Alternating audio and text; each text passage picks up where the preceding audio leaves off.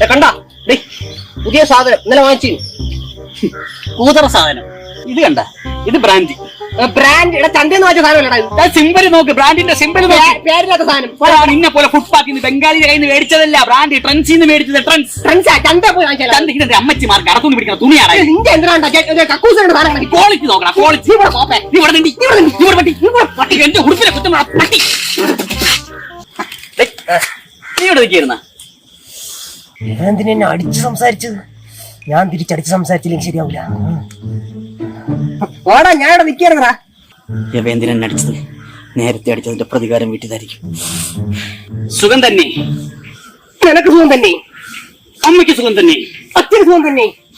ജോലിക്ക് പോയില്ലേ? നീ പോയില്ലേ?